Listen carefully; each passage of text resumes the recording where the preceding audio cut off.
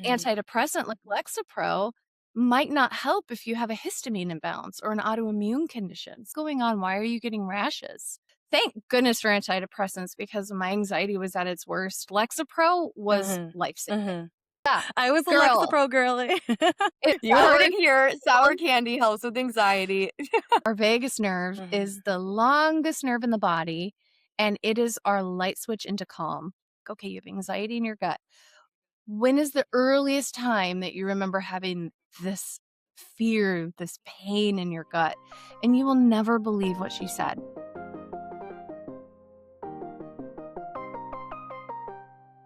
What's up, guys? Welcome to the Physio Diaries podcast. We are your co-hosts, Dr. Melanie Ziaziris and Dr. Alice Gojavatsky, where students, healthcare professionals, and wellness junkies come to get the inside scoop of the healthcare and wellness industry. the podcast you didn't know you needed, by your favorite travel physical therapist. Welcome back to episode 72 of the Physio Diaries podcast. And today we got the lovely Dr. Nicole Cain joining us. And she is a naturopathic doctor with a master's in clinical psychology who focuses on anxiety. She is also the author of Panic Proof and has so many tips and tricks to overcome anxiety. And I think we've all experienced anxiety. I feel like I experience it every day. If you haven't experienced anxiety, you are very lucky. But I think this episode is going to be very relatable to literally anyone and everyone in the world because anxiety is something that we can all resonate with. So get ready to dive into the world of anxiety, trauma, and transforming your life with Nicole. All right, Nicole, what inspired you to get into like specializing in anxiety and panic disorders? I feel like there's usually a story, when someone chooses to go into that field. Right? It starts with necessity, where I Mm, work with a bunch of counselors and doctors, and so many of our stories are we're the wounded healer trying to figure it yeah, out. And so true. that's how it started. Is I grew up in a Yeah. family and we carried anxiety kind of like backpacks. Everybody had their Mm, own, but we didn't really know how to figure out what was inside of those backpacks. And mm, so throughout my growing up, I got really good at coping with it, helping my yeah. family cope with it. I was like a Mm-hmm. foot therapist and my little fanny pack with band-aids and does this make you feel better? And of course, got more refined as I got more education.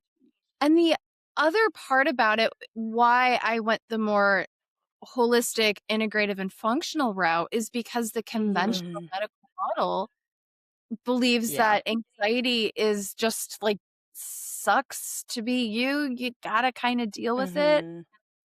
Yeah. It didn't make sense to me. And I'm sure you guys, Mm-hmm. physical therapists, you actually help Mm-hmm. people you help them heal. You don't just Mm-hmm. palliate, you often help them Mm-hmm. restore balance, restore function, you restore life, and it didn't make sense that we couldn't do that for anxiety, so it started out as a necessity, became an adventure to kind of prove the medical system wrong, and Yeah. that's what this has been all about, and it's so rewarding and amazing. That's such a Mm-hmm. good way to put it because, yeah, like the conventional model says, like, okay, you have this, take a medication to Yeah. cover it. But, like, what is the root Mm-hmm. cause? Like, what's happening in the body? There's so much more to it. And, like, same thing with physical therapy. Like, we're getting to the root cause of it. We're not just putting a band aid over it. And that's kind of, I feel like, similar to how you are with focusing on anxiety. Yeah, a metaphor that some people might resonate with is kinda like saying, "Well, my car doesn't work," without checking Mm-hmm. the battery or the engine or the spark plugs or the fuel. It's just kinda like, well, the car doesn't work, and so it's broken, and, there's not really much you could do about it, is when we go to the doctor, they pull out the big purple book, it's the DSM, the Mm-hmm. Diagnostic Yeah. Statistical Manual, and they're kind of like, are you worried more days than not? Do you have appetite changes? Is it Mm-hmm. interfering in your life? Mm-hmm. And then they're like, boom, Yeah. generalized anxiety. And it's either Mm-hmm. try to talk yourself out of it with counseling, or here's a medication, largely SSRIs like Zoloft, or sometimes they'll give a Mhm. benzodiazepine, but the Mm. treatment's pretty general. And as you've probably told your clients, is general symptoms, general treatment, general results, versus if we could get a little more strategic and get specific symptoms and specific treatments, we might get more specific and beneficial results. When I found out that you were like a, holistic practitioner, I was so excited because Mel and I have both, as we've gotten a little bit older, started to question the traditional medical model that we have. And we were kind of like, we've both kind of started seeing more like holistic practitioners. And I just love that about you. And I feel like there's just so much more we can do for anxiety than medication. And I totally understand that there's a time and a place for medication in terms of anxiety. But then, like, what else are we doing, right? Have you ever encountered somebody who has a semicolon tattoo? Like, have you ever? Oh my God, yes. Yeah. I Yeah. literally know. As soon as he said that, I thought of someone immediately. Are you serious? Yeah. I Yeah. didn't know what it meant for so many years. And then one day somebody told me, and I like felt it in my body when you said that. I was like, oh, yes. And so Yes. I encourage people to think about their journey with a semicolon at the end. And thank goodness for antidepressants, because my anxiety was at its worst. Lexapro was Mhm. life-saving. Mhm. Thank I goodness have for heard that. that about I was on that Lexapro. too. Yeah, I was a girl. Lexapro girly.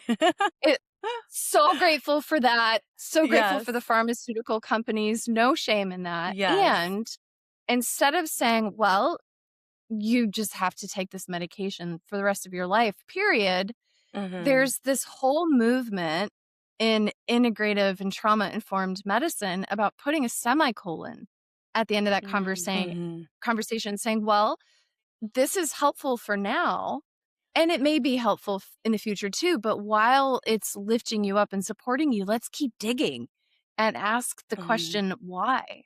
And then when you get an Mhm. answer to the why, ask why again and get deeper and deeper and see Yeah. if we can figure out some of the root causes of what's going on in your present. Mm-hmm. Yeah. Totally. So anxiety is, obviously very common, but I actually didn't know that there were so many different types of anxiety. Same. So can you talk a little bit about what those are and why it's important to kind of figure out which one or which multiple people may have? This is so important. And when we go, if you were to, as a listener, if you go to your city Mhm. center and you ask all of the people who are there and you say, have you ever been activated or stressed or panicky or anxious, whatever their flavor of arousal is, they're all going to give Mm-hmm. you a slightly different description.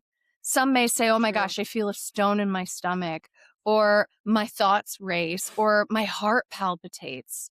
Everybody's experience Mhm. is a little bit different. And our symptoms are our body's unique ways of communicating what is out of balance. So, for example, a good diagnostician can interview a patient and say, oh, this sounds like thyroid. You have Oh. Mhm. constipation, you have dry skin, your Oh. hair is falling out, you have heat intolerance. We probably should check your thyroid. Or Mhm. somebody may be having crushing pain in their chest, radiating, and the jaw numbness, and they're overweight and they have a family history of cardiovascular disease. The unique symptoms can tell a doctor you might need to see a cardiologist.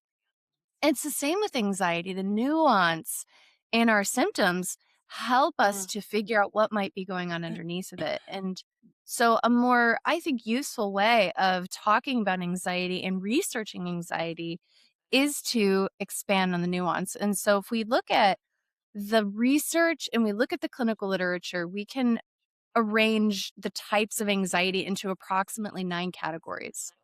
And Oh. when we start with that category, it helps reduce that kind of spray and pray testing. I don't know if you've encountered patients who come in and they're like, I've spent thousands of dollars on all of the tests. I've seen my Mm-hmm. functional doctor, Yes. my naturopath, and I just feel like we're throwing spaghetti at the wall, hoping something sticks. And I'm Uh-huh. taking every Yeah. supplement known on earth, and it's just not specific and it's not Yeah. working. And it's not affordable for most of us. So the 9 types, may I Mhm. go through that kind of briefly, Yes, each one? please. Yes. When you said Yes. 9, I was like, damn, I don't know That's shit. a lot. Yeah. It's so helpful. And for those who are listening, if you're like driving or you're on a treadmill and you can't take notes, don't worry. I have a quiz. It's a free quiz on my website. And amazing. it's amazing. So I'll make sure that your listeners have the link. So if you're like, oh my gosh, I didn't catch all that, don't worry. So the first type is when we get really activated, some people notice it in their thoughts more. Thought anxiety. So they may notice their thoughts are racing. ADHD can often be rooted in anxiety. You might notice that your mind goes blank, which can happen at the most inopportune times. Like, well, there are no words. Words are hard. They're gone. Right? So thought anxiety. Treatments that start with the thoughts tend to work better with certain types of thought anxiety versus if your anxiety is in your gut, let's say, and every time you get a little stressed, you throw up or you get bloated, no matter how much you talk to yourself about how the stress and the bloating is super unhelpful, your gut doesn't care. And many of us have heard about the gut-brain axis. We know that the gut's really important. And so if the gut is talking, then we might zero in on tests that look at gut health. We might look at the gut microbiome and gut support treatments. Versus if it's in your heart or in your chest and your heart is pounding. Or I had an Olympic athlete I worked with years ago, and his main anxiety symptom was air hunger. He couldn't get a satisfying breath, and so he'd hyperventilate. And then there's endocrine anxiety. This is thyroid. This is your sex hormones. These are all the people whose symptoms are worse during perimenopause, pregnancy, postpartum. All of these hormone-related symptoms, adrenals, they can affect our mood. We know cortisol is a main fight, flight, freeze hormone. And then there's nervous system anxiety. And I'm sure you encounter a lot of this. There's so much conversation between physical therapy and the nervous system. This could be where we feel numbness, or headaches, muscle tightness. Right? I had a patient once where she would get stressed. She'd lose feeling in the side of her face and think she's having a stroke. But the body doesn't. Yeah. It's totally common for anxiety because you don't need to have fine-tuned feeling in your face when a tiger's about to eat you. You want to send that attention to your runaway muscle. And then we have immune system anxiety. And histamine, which can cause allergy symptoms, can be as stimulating as adrenaline. So an antidepressant like Lexapro might not help if you have a histamine imbalance or an autoimmune condition. So now you're taking Lexapro, and then that semicolon can say, well, what's going on? Why are you getting rashes? Why are you getting antibodies on your tests? Why are you constantly sneezing and have postnasal drip? Then the last ones are depressive anxiety, of course, depression and anxiety mixed. And then anger anxiety, which is that everyone is in Arizona in the summer, we all have heat anger. And so we're like driving around and we're raging. And that's the fight part of fight, flight, freeze. And then the last is trauma anxiety, which really, truly, trauma, I would say, is the umbrella that is over everything. Trauma being an adaptation to something stressful. But I pulled it out as a separate category in the event that that's where we got to start first, is it all started with this or all stems from this. And that's a place to begin. So that's a brief overview of the 9 types. Wow. I'm just surprised that there's so many types. Like there was a lot on there that I'm like, I didn't even think of that could be related to anxiety. And I feel like if you just explain that to someone, that makes it so clear. They probably might even be like, oh, wow, I definitely have that. And I didn't even realize it. So when you first, I guess, see a patient, are you typically running all these tests or do you talk to them first and then figure out kind of what you're leaning towards, I guess? Yeah. Some patients, with every patient, I'll run basic ECOM tier 1 tests. And so I look at like a CBC and a CMP, thyroid, those basic tests your insurance will cover that you like run blood panels, you mean? Or yeah, exactly. Okay, like blood panels. Okay. Yeah, just the safety. Like just rule out all the really worrisome things. And if all of that is clear as a part of the intake, then we learn about how their symptoms present. So we get a lot of details. Okay, well, what is it like for you when your symptoms are the most intense? What does it feel like? Mhm. What precedes it? What's it like your mind, your body, your sensations, your behaviors? So we get really clear on the symptoms. And then we go down the timeline to what might be the activating event or events. What is this an adaptation to? So let me give a concrete example. So I had a patient many years ago. I actually write about her in the book Panic Proof. And she had really bad polycystic ovarian syndrome symptoms Mhm. where every time she had a period, it was really heavy bleeding and she had horrible cramping pain and she had acne and weight gain, just like really difficult symptoms. And so she Mhm. went to her gynecologist, and her gynecologist put her on metformin, which is a medication that can Oh, help in yeah. PCOS, can help with insulin, Mhm. it can help with hormones. And then they gave her a antidepressant and she went to talk therapy and she just wasn't feeling better. There was something that was missing. Mhm. So what we did is one little piece of the puzzle that we did is we went all the way back to the earliest time that she could remember having those symptoms. And Mm. what came up for her when her PCOS symptoms were at their worst, there was this fear and this anxiety, and it felt like it was like in her chest and in her gut. And I'm like, okay, you have anxiety in your gut. When is the earliest time that you remember having this fear, this pain in your gut? And you will never believe what she said. Is Mm. she had this image of herself as a little girl and she got kicked by a very angry caretaker, Oh my right? Oh my gosh. god. And she was like, felt like she could remember it and she felt like she could feel it. And it was like her little Whoa. self was getting activated. But she's a 20-something Yeah. year old girl who has PCOS. And so the question is how could these be linked? But we know from the clinical research that the body keeps the score, right? Yeah. Mhm. And so she had Wow, all yeah. this really good medicine on board, but there was a missing piece. We did trauma work and we did EMDR and we did inner child work. Okay.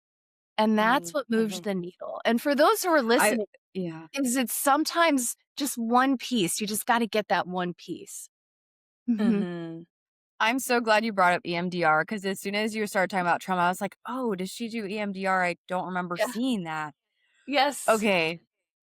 I guess this is kind of detouring a little bit, but can you talk about EMDR? It's so interesting to me and it's not talked about enough. Oh my gosh, with joy and pleasure. I love EMDR. So for those who haven't heard about it, EMDR is an abbreviation for the long title, which is eye movement desensitization and reprocessing therapy. And it was discovered in the 1980s by a woman named Francine Shapiro, and she was studying clinical hypnosis.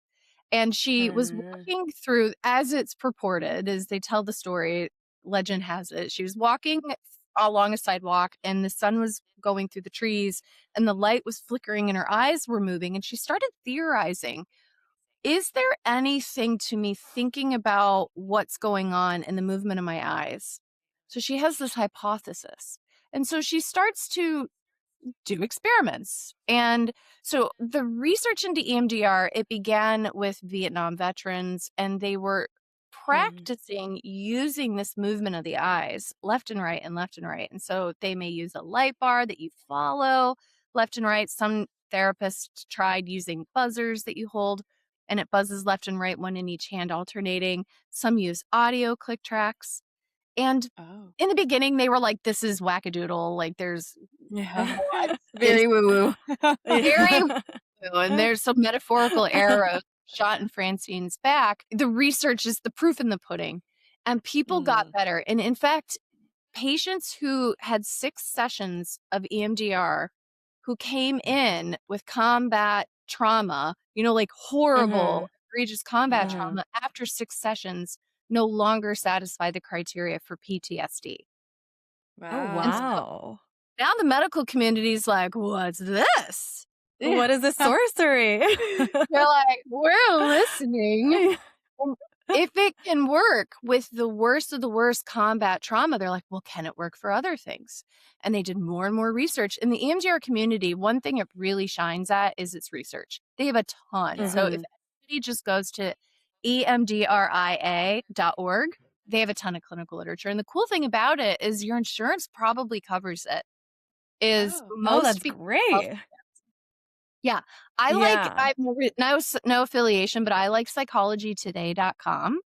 And you can just type in your zip code, click on the button, which insurance plan you have, and then click on the button that says EMDR, and then start vetting therapists. But this stuff is amazing. We've seen EMDR can help with body pains. It can help with emotional trauma. And like Esme, where the body and the mind are linked together, oftentimes when other therapies don't work, EMDR can push the Yeah. needle. So Yeah. I'm curious if they have any hypotheses of how this is working so well. Yeah. So when this is like my favorite thing to talk about, I'm like getting super excited. It's so Is interesting. right? Oh my gosh.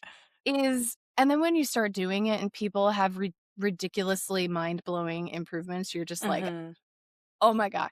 So we found in the trauma-informed research that when we are exposed to something that changes the way that we see ourselves, others, or the world, so we have some sort of a difficulty or an adversity, I call it an adaptive event, is something we have to adapt to, that the whole body participates in that adaptation. So here's an example. Before we hit record today, we were chatting about the difference between living in the Michigan in the Midwest or Chicago in the winter versus like California, Arizona in the summer, right? So when I'm in the Midwest in the winter, I adapt to the cold by putting on a coat. And that coat is necessary. It helps me not freeze to death. But then if that adaptation of putting a coat on doesn't change when then I go to Arizona in the summer and it's incredibly hot, that which once saved my life could put me at risk in Arizona. So if I don't coat off, I'll overheat.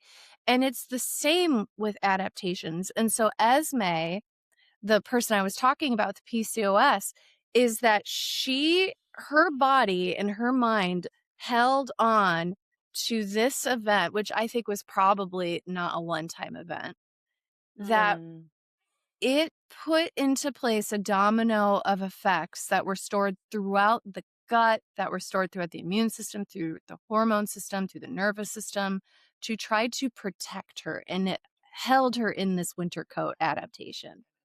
And so when we activate those memory networks, and we activate those memory networks by noticing the body, noticing images, noticing thoughts, noticing behaviors, whatever technique you as a therapist uses, we activate those memory networks. And then we stimulate the brain and the body in dual awareness processing. So what does that mean? So it's kind of like how I can notice that my dog is barking and I can notice the flavor of salt if I'm eating a salty chip. We have dual awareness processing, right? So dual awareness processing is we notice the trauma, we notice the adaptive event, as it were, and then we tell the brain, we're here, it's now. So that's the touch, that's the light, that's the buzzing. And so the brain starts to reprocess that. And it starts to clear that. So that's the gift of neuroplasticity, and the gift of actual root cause healing is that dual awareness processing. It's so fun. Can you do it virtually, or do you have to be in person to do it? You can do it virtually. It can be very effective really? virtually. Yes. Yeah. Oh, wow. I had a patient, actually, I saw him yesterday and we do virtual. And so there's a program that you can use. It's a free program where there's a ball that goes across the screen, but he doesn't like technology. So I just get on the video chat and have him, technology's worse. I have him look over the computer at Post-it notes in his house that are on opposite sides of the room. And then I have an audio, I like click and I'm like, all right, move your eyes just as fast as you can left and right. And it works great. Gotcha. Yeah. Okay, that's interesting. Yeah, I feel like a lot of people don't know about like how you can do it and stuff, you know? I feel like Yeah. it got put on the map publicly Yeah. from like Miley Cyrus, right? And like Yeah. celebrities talking about Oh. it. Yeah. I remember when that went viral when she talked about it. Oh, totally. And I love that it can be accessible to almost any person. Like it's Mhm. personalized instead of like generally like, well, everybody gets this protocol. It can be nuanced to, okay, well, what's Mhm. your lived experience? What's your history? And then it gets really fun when we can then treat the adaptive mechanism. So it's like if when I get stressed, my body compensates for that by releasing a bunch of histamine, then Mhm. I may know, oh, I have immune system anxiety. So Right. now I get to think about, well, what is my immune system doing? And then how do I get to the root causes of that and recalibrate my immune system? And you can do that with the EMDR. Yeah, Gotcha. that's Yeah. awesome. Yeah. So yeah, I was going to say as a physical therapist, we totally relate to like having tools because not everyone's going to have all this equipment at home. So I try to think of anything they can use. I'm like, you have the tools, like, or you can find it online. Like, you don't necessarily have to go out and buy all this stuff. Like, I want to make it as easy and accessible for you as possible and make sure that you're actually going to use these tools. Yeah. So what else have you found that you recommend to your clients that you can just use if they're having a panic episode or if they're being, more anxious? What else have you found that can work that they can just kind of pull out and see if that can help? Yeah, let's do a mind, a body, and a spirit, and so that we can meet the client wherever they are. And Yeah. a body is that when we go into autonomic arousal, we go into fight, flight, freeze, we go into anxiety, or it's even more intense and we go into panic. Our logical prefrontal cortex, that part of the brain that lives behind the forehead, that gets Mhm. shut down because you don't want to analyze the tiger. The brain will Mhm. prioritize the amygdala, which is the big emotional processing, the emotional reasoning part of the brain. And then the amygdala activates what's called the hypothalamic pituitary adrenal axis or the HPA axis, which is Mhm. going to help us release stress hormones and run and fight and do all the things from the tiger, right? And Mhm. so when we get activated like that, talk therapy, logical techniques aren't going to work. That's why, have you ever felt like really stressed and upset and someone's like, just be rational or just calm down? It's fine. Yeah. And then you Relax." wanna be like, "Just Yeah. shut up, That's the like, stop talking to worst. me." Yeah. Yeah, you're like, I want to punch you in the face now. Thank you. Yeah. It, it's not trauma informed. It's not neuroscience informed. And so what we want to do in those moments is we want to get back in the body. And so perhaps some of your listeners have heard of the 333 rule, which is what are three things you can see? Like Oh. right now I have my fuzzy scrunchie, I have a Mm. cup, I can see your screen. What are three things you can touch? And you can reach out and touch three things. What are three things that you can hear? And so using the body, but let's say that that's not strong enough. Just looking around and noticing things isn't strong enough. What are things that most of Mhm. us Mhm. have is we have our vagus nerve. Our vagus nerve Mhm. is the longest nerve in the body, and it is our light switch into calm. And so when we get activated and we get really anxious, if we can stimulate vagus nerve, that can make a really big difference. And before I say Mhm. my favorite ways, as physical therapist, do you have a favorite hack for that? I'm just curious. So, I guess it Yeah. depends for what. 'Cause Yeah. I treat orthopedics, neurological dysfunction, and pelvic floor. So for Yeah. pelvic Mhm. floor, I did do a lot of nervous system things because obviously pelvic floor tension, the jaw, the nervous system is all connected and all that. So I do a lot of diaphragmatic breathing, box breathing, a lot more Mhm. breath work techniques, I would say. Yeah. I do like diaphragmatic breathing and box breathing. Humming also. I love Oh, a so humming. good. Yeah. Yeah, Yeah. yeah. I feel like those are my biggest things I do pretty frequently. But I've also had like patients with concussion, dizziness, and stuff, and I'll do like ice on their head or just like calming Mhm. down, you know?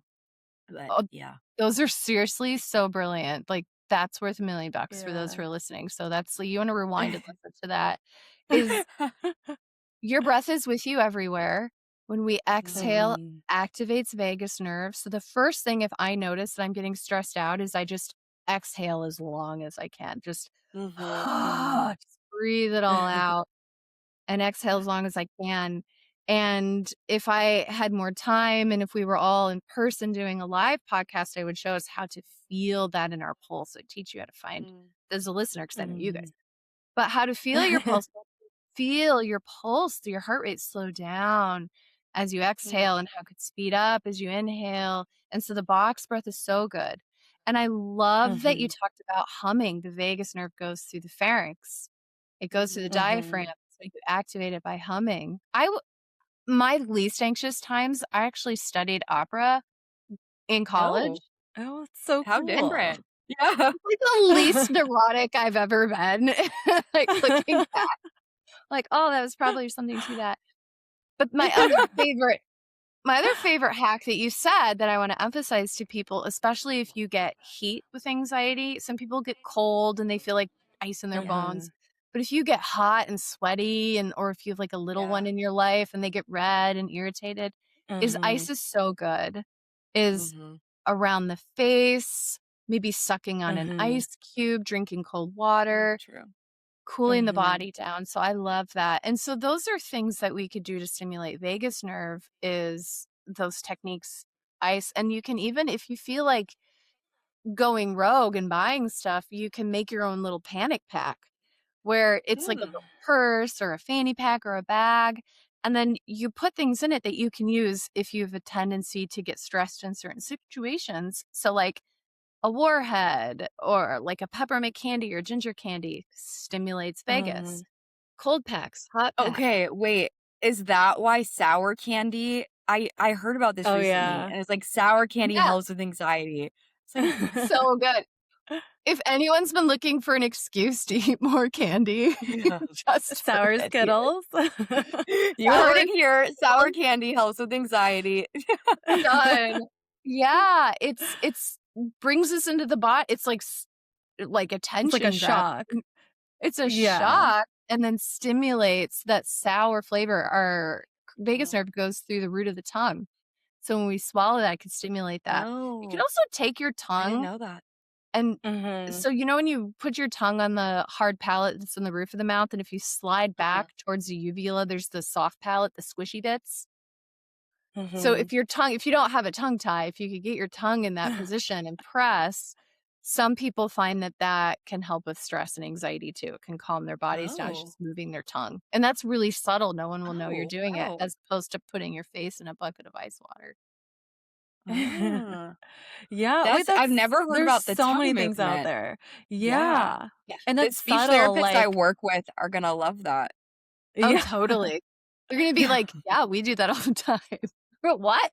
Yeah.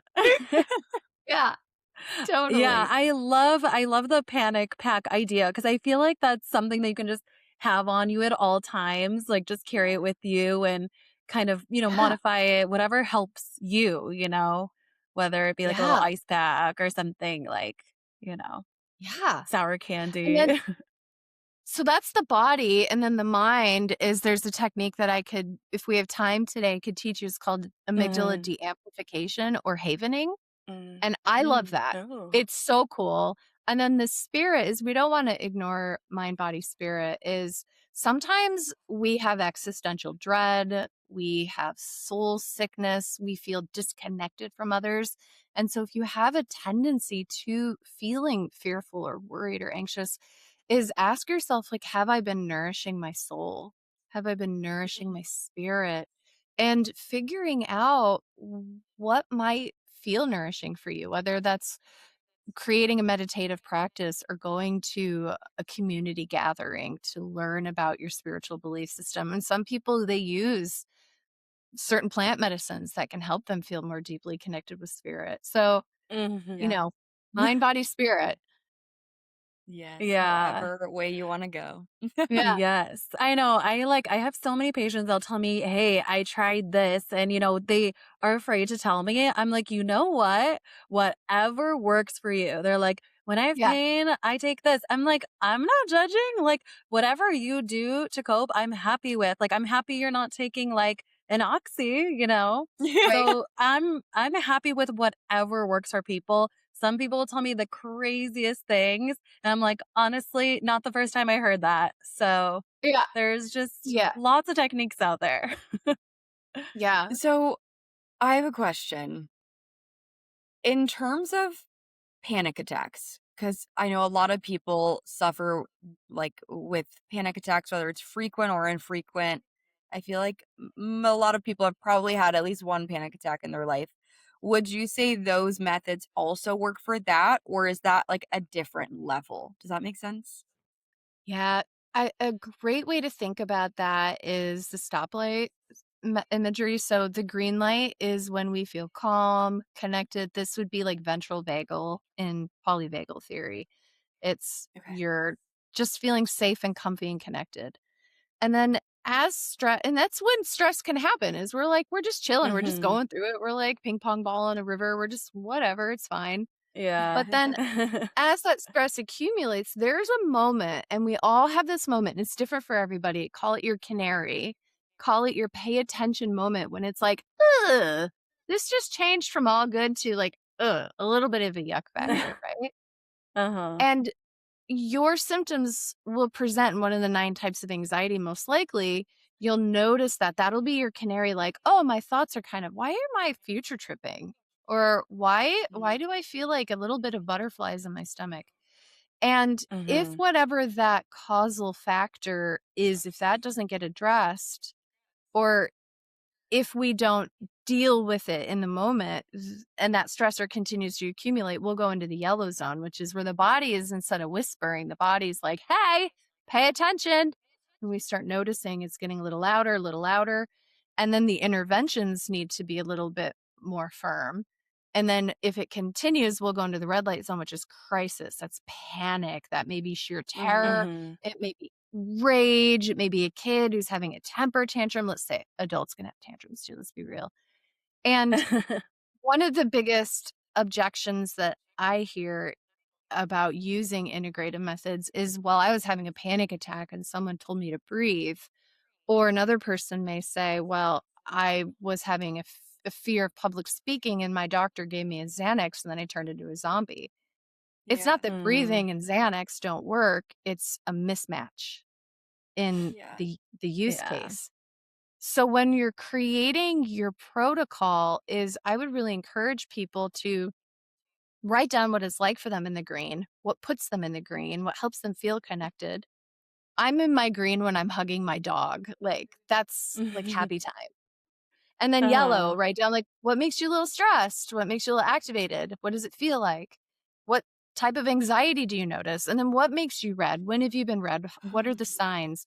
And then with a trusted person that can help give you feedback is figure out what your intervention is for each thing. And maybe one of your crisis resources is to take kava kava, a tincture that can help panic attacks, or maybe it is to take a Mhm. Xanax, right? It's going to be variable depending on what works for you. When you Yeah, said I kava love that kava, analogy. Oh, yes. sorry. Yeah, Um, I love the analogy of like just having like spots where you're like, okay, this is like where I put into play Yeah. these methods and maybe I do need to take a Xanax, but Yeah. it's very visual, I feel like, and I personally am very visual, so that helps to like kind of identify certain areas. Same. yeah. Yeah. When you just said the kava kava supplement or tincture, do you mean like KAVA, like a root like Yeah. kava You've root? heard of it. Okay. Yeah, I used to take it actually. Oh, really? It Yeah. is so good. When I took phlebotomy, I used to be like really, really afraid of needles. And I had to go to medical Oh. school. And then in medical school, not only are you putting needles in your patients, but you're also being Mhm. a guinea pig and your classmates are putting needles in you. And so I remember we were having our first phlebotomy class. during my first year of medical school, and we were all like Mhm. sweating. We were like really stressed, and they'd like come at you with like a needle, and you're like, oh God. So I remember the teacher got her bottle of Kava Kava, Kava, and was Yeah. just like, Mhm. open up. And she went around the room and gave us So funny. a squeeze of Kava Kava. And the cool thing about Kava Kava is unlike a benzodiazepine, which will slow down our thoughts and increases so much Mhm. GABA that our synapses aren't firing and we're just sedated and conked out, Like is that slumped. we're slumped. We're just like Mhm. a glob on the couch. You can't be a glob on the couch and do needles, right? So Yeah. it can help calm the physical symptoms of anxiety, but it can help you maintain a crisp mind. So it was such a beautiful solution. So I use it for fear of flying. I give it to people for public Mhm. speaking, give it to my medical students. It just tastes, just as a disclaimer for those listening, is it tastes really bad. And oftentimes it the cavalactones, which are the active constituents in the plant, when Mhm. you take a tincture, they'll make your tongue tingle and you're not Mhm. having a Mm. stroke, Mhm. that means it's working. So this So is like a usually it's That's like little a so funny. tincture, not like a powder yeah. or something, right?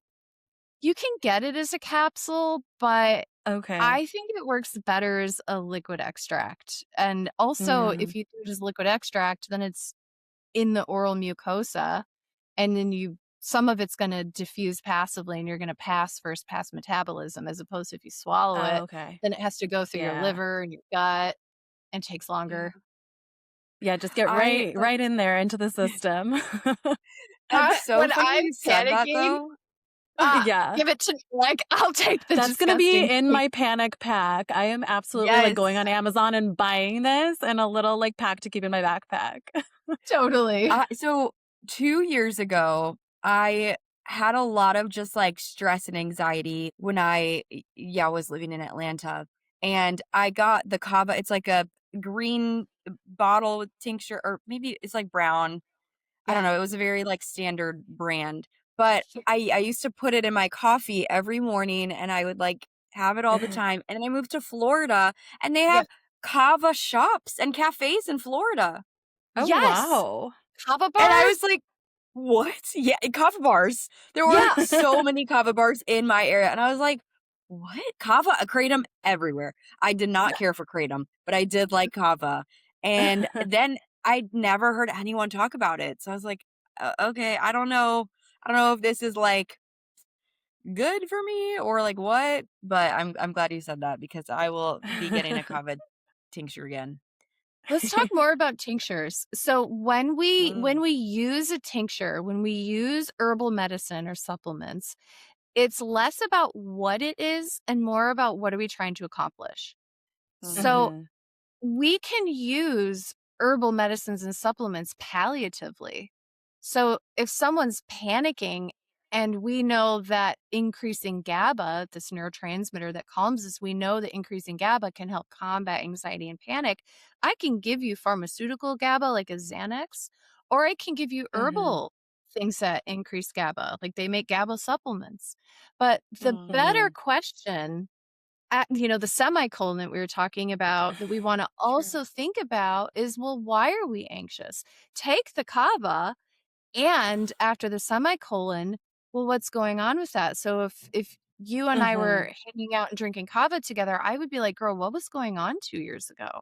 What was Yeah. happening in your A lot of life? stress. Yeah, and so while using the Yes. kava is also working on the environmental sources of stress, the Mhm. biological stressors. So for those who are listening yeah, use your plant friends responsibly. Talk to your doctor about if it's right for you, but then also remember what the goodness is. You're going to get good results if you ask the why. Yeah, like digging Yeah. deeper. Yeah. Yeah. And that's what we do a lot as PTs. It's like, a lot of people are like, oh, like, I just want a cortisone injection. And I'm like, what is that going to do for you? Like, yes, it Yeah. may temporarily relieve your symptoms, but guess what? It's going to come back and then it might come back stronger. And you still have all these other contributing factors to, let's say, your knee arthritis that you wouldn't have addressed if you just got the cortisone injection. And Yeah. there's side effects. People don't know that cortisone is like chondrotoxic, they might not even know what that means. So to them, it's like, Yeah. oh, this is a Band-Aid. It's a quick fix. Let's do it. Yeah. So, Yeah. I feel like talking about the root cause, like we do that all the time. And it's Yes. sometimes hard for patients to understand that there is a root cause to their arthritis. Yeah. And it could be so Yeah. many things. You're not broken. Your body is Mm. not out to get you. It's talking to you. And it's just a matter of, this is Mhm. why I said in the beginning when I first met you, is I love physical therapy. Everybody needs physical therapy because Oh, yeah. it helps the body heal. And I would argue Mhm. that disease cannot exist in a bliss-filled state, that when the body is healthier, the mind is healthier. When the mind is healthier, the spirit is healthier. It all goes together. Mhm. Mhm. Okay, For so this sure. is something I actually thought of that is also off script, but we just talked about this in our last episode. Yeah. Okay, so with ChatGPT and AI and all those things, we've noticed a lot more people, more in our generation, that are like, I asked ChatGPT what to do about my chronic low back pain that I've had for 5 years. And I tried Yeah. these exercises and they didn't help. So do you find people coming to you and being like, yeah, I use ChatGPT as my therapist, or I tried to ask ChatGPT what to do about my anxiety? And what do you think about that? I think that people are so desperate and there's I think an unprecedented lack of faith in our healthcare system. And I Yeah. think that the desire to find answers through ChatGPT is a symptom of a gap between a person's suffering and the level of support and solutions that they feel like they're getting. So for me, Mhm. that's data. So someone comes in and I commend them. Look at how you are advocating for yourself. Look at how you're Mhm. taking ownership for asking difficult questions. But I think that there's a level of responsibility that comes with the use of ChatGPT, even as doctors are using it. I do a lot of teaching and mentorship, and I have doctors Mhm. that are like, I don't know the answer. I'm going to ask the robot. But we're kind of in the infancy of understanding how this language processor works. And I think Mhm. that we have an opportunity as clinicians to say, tell me what you're learning, and then let's figure Yeah. out, because ChatGPT hallucinates and ChatGPT still isn't good at filling that human connection, right? And it's Yeah. also Mhm. still not very good at connecting the dots. It's a good data processor, just like Google was. But knowing its Mhm. gifts and its limitations, I think can help hold clinicians to a higher level of accountability, which is kind of cool. Yeah, Yeah. that makes I sense. do agree that I'm kind of happy that they're looking into what their symptoms are. They're asking questions. They're trying to figure out what's wrong, because a lot of times people don't even get to that step. So Yeah. taking their health into accountability, I totally agree with that. And, I'm happy that they're trying to get answers. So in that Mhm. way, it definitely can be beneficial. There's just sometimes they'll be like, yeah, I tried this exercise and that's what they recommended and it actually made it worse. I'm like, okay, then Yeah. stop doing what makes it worse. Yeah. But it's definitely nice to hear somebody actually look into their condition and take accountability of their health for sure. I Um, had so we talked. I had a Oh, person that sorry. I'm Go ahead. close to. Oh, forget. I was Uh, just gonna say I had a person that I'm close to who, like, I talk to them all the time, but nobody's a prophet in your hometown, right? Have you ever heard that? And oh yeah. they're an older person. They have high cholesterol and Oh. the high triglycerides, and I'm like, omega-3 Mm. fatty acids can help with that. It's like a basic thing. And they're like, "Yeah, yeah, Uh-huh. yeah." So I've been saying this for a decade, and then they got on ChatGPT not long ago, and they were like, "Nicole, ChatGPT told me I should take fish oil. I had no idea, and I bought some, and I feel better." And I'm Wait, like, excuse "Oh, me. good." No way. That's Yeah, wild, but unfortunately, that's kind of how people are too. I'll have my yeah, family members ask me "Hey, what do I do about the shoulder pain?" And I will give them so much advice, And they're like, you know what? No, it's not going to work. I tried it one time. It's not going to work. And then they read Yeah. it somewhere online. Somebody else says it and they're like, okay, wow. Like I actually gave it a real try and then it worked. I'm like, this is exactly what I told you, maybe in different words, but okay. I'm Yeah. glad you're finally Yeah. doing it. Alice, I hear Yeah. you. Yeah. So I wanted to say we did touch a little bit about like the differences between like I guess, I don't know, our traditional approach to anxiety in this country versus more like the holistic approach. And are there any other differences between the two that you would say with your clients? Is there a time where you're kind of like, okay, maybe this medication or something else may benefit you as well? I love working as a team. And I feel like we can't be all things to all people. And so I can show up and really sparkle and shine in my area of genius. But I love referring to psychiatrists and I love referring to neurologists. I love referring to gastroenterologists. I think where we need to do better as a healthcare profession is bringing those silos together. Right now, it's like everyone stays kind of in their lane, but no Yeah. one's connecting the dots. And Yeah. so I think we're all important. I don't want to get rid of allopathic medicine. I want allopathic medicine and functional medicine to collaborate and figure out Yeah. how we can support all of the domains of healing, including palliation when we need. Like if someone is having anaphylaxis, like give that human an epi. Thank ASAP. goodness for modern medicine. Yeah. Yeah, yeah. Yes. I'm not gonna like give Yeah. them an herb when they're like Just throw it Let's calm your Have a breathing down. tincture, okay? Just Open breathe. wide. Stick your tongue on the roof of your mouth, right? Do everything. Just throw it all at once. We got it in the Yeah. wall. Yeah. Yeah, no, absolutely. We talked about that. I think it was Casey Means. We did an episode about her book. I forgot what it was called. That was a great book I don't too. remember. And yeah, she basically was just talking about how she went, I think she became some sort of specialist. She went to this really, really amazing school. I want to say neurosurgery maybe, but then she didn't even Yeah. finish her residency because she got so discouraged that like the medical field was so siloed and everybody just was like so specialized and patients kind of would get bounced around. So I totally agree. We all need to like look at the patient as a whole, not just like one little body system. So Yeah. that's where we need to go. That's the right direction. Yeah.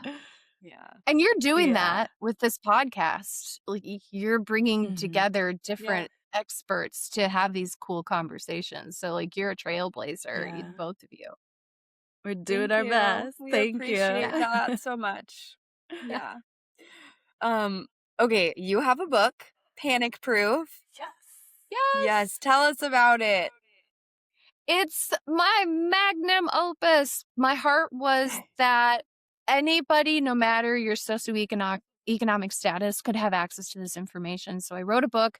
It has checklists, it has quizzes, it has Oh. stories of real people, composites of people, right? Yeah. And you walk away with a plan when you finish the book that it's called your panic proof protocol, and it will tell you will have figured out what is my type of anxiety, what are the most beneficial tests that I should ask my doctor about, how do I make an herbal tincture and what herbs might be good for me.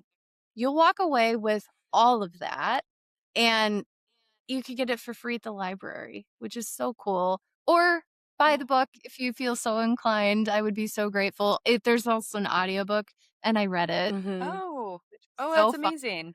Yeah, so come hang out with me Yeah. and listen to the audiobook. Yeah, I listened to, I want to say like 30% of the audiobook. I was listening to it in the mornings and then I was like, I had to pause it because I was like, wait. I need to write this down. But I was Yeah. getting ready in the morning. So, you're in a rush and I had to pause it because I was like, oh my gosh, this is so good. This needs to be written down. So honestly, I probably just need the book. But I need to get you. through it because it is so good. And yeah, your work is amazing. Thank you. Yeah. How Oh my God. long did it take you to, I guess, write it? I always joke that it's like 9 months of gestation. So when I sold the book, I wrote the book, and Mhm. then of course, like the whole publishing process is a slog. It takes lots of time. Yeah. And I worked with Penguin Random House, and they were just absolutely wonderful. But really, truly, I've been writing this material to give to patients in one form or another Mhm. for like 15 Yeah. years. So a Yeah. lot of it was re-synthesizing information that I already Mhm. had. So it's a 9-month baby. Yeah. That's really good though. That's pretty That quick compared to is. I feel like others that I've heard. Yeah. My agent's like, Yeah. Interesting. "You're fast." It's like a 400-page tome. It's like Oh my huge. gosh. Yeah. That's Yeah. wild. That's so I'm interesting because a lot of the guests that we've had, like, you're probably the third or fourth that has told us, like, they've done podcasts, they've done this, they've done that. And then some, like, recently, this idea just came into their head and they were like, you know what? I need to write a book because Yeah. it's all in one place. So, yeah. Yeah. what kind of made you think, like, okay, you know what? I've been thinking about this for a while and I'm just going to go ahead and do it?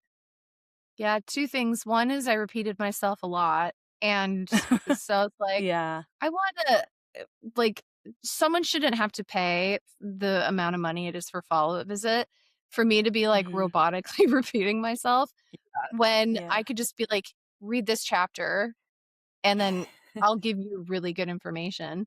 And then the second Mhm. is the economy is really difficult, and someone shouldn't have to pay to see me privately in order Mhm. to not suffer. I had debilitating, crippling panic. Mhm. I lost so much weight, stopped having my period. I couldn't Mhm. sleep. I was on all of the medications. It was horrible. And Yeah. if one person benefits from this book, and it's translated into more than 5 languages, it's around the Oh world. wow. And if one Mhm. person can read this book who otherwise never would have been able to see me, and they benefit, Mhm. like, that's worth all of the hours of writing. Mm. Yeah. Oh my gosh. Thank you for Yeah, your it's service. amazing. You are helping probably millions and millions of people. And the book helps you project that out further. Is it okay if we ask one more question? Yes, please. Okay. So we have a lot of medical healthcare professionals, pre-healthcare professionals that listen to this podcast. And obviously we're both physical therapists. So as clinicians, how I have so many patients that tell me, I don't feel like sometimes I'm listened to and they just brush it off as anxiety or something like that. Um, and a lot of my patients do have anxiety. So that can affect our treatment plan as well. So what do you think we could do better as clinicians to kind of support our patients and help with that like nervous system regulation? Mm, I think it's so wonderful that you're asking that question. I just, like, feel so much respect and gratitude. I just had to, like, in the moment, share that with you. And Mhm. what you just said of people feeling not heard is they did this research study, and they looked at clinicians whose patients were successful. And then they did this meta-analysis to figure out what was the number one variable Mm. that was a part of the patients getting better. And it turns out it wasn't the techniques that they used. That the Yeah. Mhm. number one most important variable in client outcome is the therapeutic alliance. And Mhm. so if you're a clinician and you have a patient coming in and you're getting vicarious anxiety and you're like, oh my gosh, like this is so stressful. I'm so stressed. I want to help them. And you're trying to figure out like what certifications you can get and what magical recommendations you can make, is don't worry about that. The research is clear. The most powerful thing you can do as a clinician is to have that relationship. I hear you. I believe you. I honor you. Mhm. And you're not alone. And we're going to figure this out. And if I don't have the answers, we're going to find somebody who might, and to Mhm. be there with them. And that is the healer. That is physician as teacher. That is what we are here to do. And you've got that. Just stay rooted in who Mhm. you are and what you're doing. Yeah, Yeah. I love that. We always try to build rapport because as PTs, we see our patients a lot more than, their doctors, other clinicians that they see maybe once or a couple times a year. So a rapport is huge because no one's going to listen to you if they don't trust you. So that's the first step, I think, in the beginning, is just like listening to the patient and actually like getting a feel for who they are and what's important to them. And I totally agree. It's huge. So thank you for sharing that. We're always trying to better ourselves as clinicians and see other perspectives from other fields and areas in healthcare. So but I also think that's such a great point to bring up too, because there are those, really book smart people, and they want to get all the certifications and want to do things like standardized by the book. Like, you have to do this, you have to do that. But then you could be missing that like human piece. So I think that is a great way to end this episode. So don't forget. That just reminded me, like, in PT school, we'd be like, because we had a big class, we'd be like, yeah, that person's going to end up being a professor. Like, not in a bad way, but like they're going to be teaching because they know the textbook front and back. But like in terms of patient interactions, you're kind of like, I don't know. And I don't know how I want them treating me. There's more Miss ChatGPT. It all comes full circle today, guys. Full circle. All right. Well, that's a wrap on episode 72 of the Physio Diaries podcast with Dr. Nicole Cain. And thank you so much for being here and, blessing us with your time today. We really appreciate you. If today's episode made you rethink how your nervous system works or how you approach healing, you're definitely not alone. Be sure to check out Dr. Cain's work and check out all her resources if this topic resonated with you. Like we said, we'll link everything below for you guys. Everything will be listed in the episode notes. And as always, share this episode with a friend, a colleague, family member, anyone that you're like, okay, they need this. Until next time, bye guys. Bye.